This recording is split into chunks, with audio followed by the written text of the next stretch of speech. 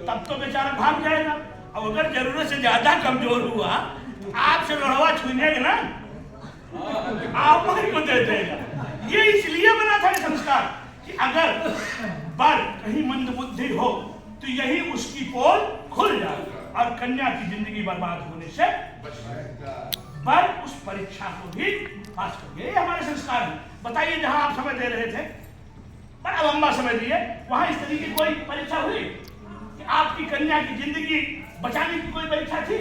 तुरंत इधर वर दूसरी परीक्षा पास किया, आदरणीय गुरुदेव ने तुरंत तीसरी परीक्षा ले ली, दोनों हाथों में अक्षत पुण्य दिए, मंत्र पढ़ा, कहा बेटा मुंह छुओ, नाक छुओ, आंख छुओ, कान छुओ, दोनों कंधों को छुओ, हृदय छुओ। क्यों? जिन हाथों में मैं कन्या की जिम्मेदारी देने जा रहा हूं वो हाथ इस लायक है कि नहीं, कमा करके कल मेरी बिटिया का भरण पोषण कर पाएंगे कि नहीं, पर उस परीक्षा को भी पास।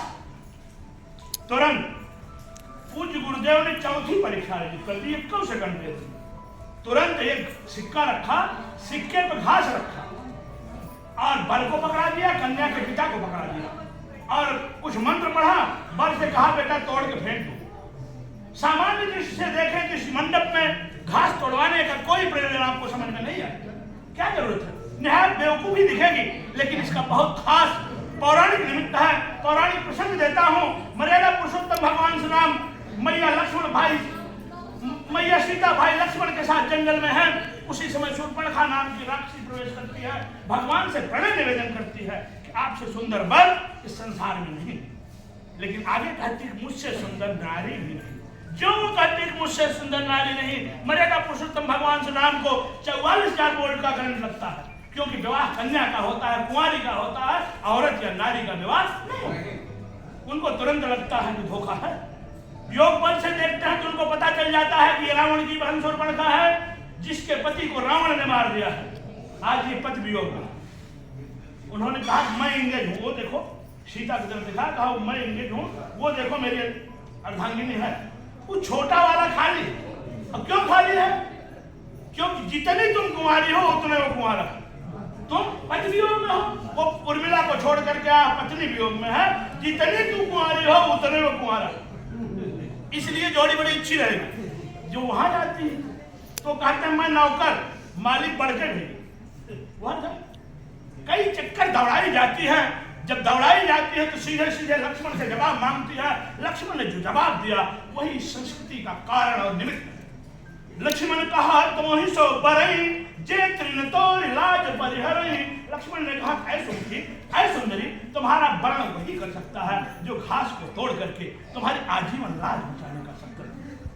आज आदरणीय विशाल जी ने घास को तोड़ करके बिटिया नेहा की आजीवन लाज बचाने का भी संकल्प।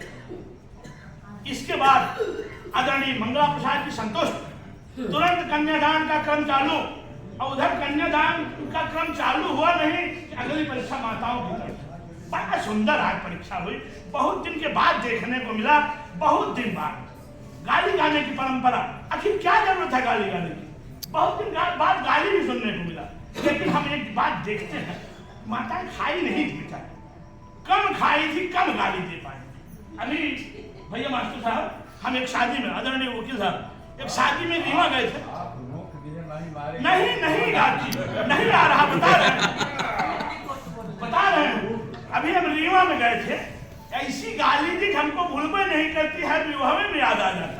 गाली शुरू हुई नहीं, कहें तो है राम रमैया लूटन, तो है देवी मैया कुंकन, तो है दशई करियवा नाग, बराती भैया मरने गए। आखिर गाली गाने की क्या जरूरत है विवाह में गाली गाने की?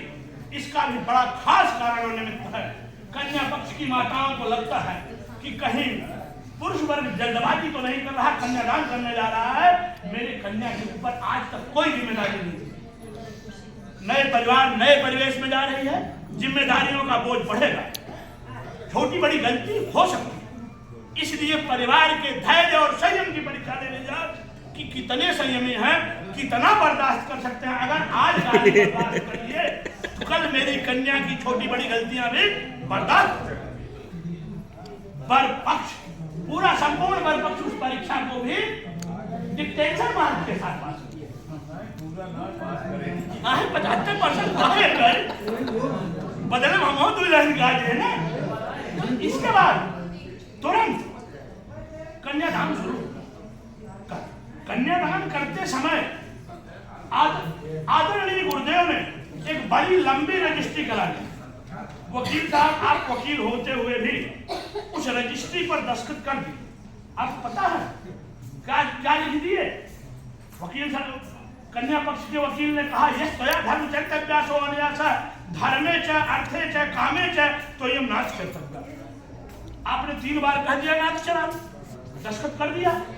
क्या लिखे हो पता है तो कैसे निभाओ? पंडित जी ने कहवाया, यह तया जब भी तुमको धर्म चर्तव्य धर्म के आचरण करने हो।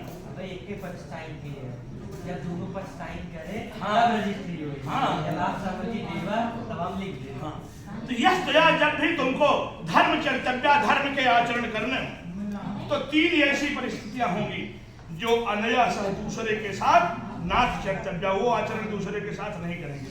कन्या ने कहवाया क्या?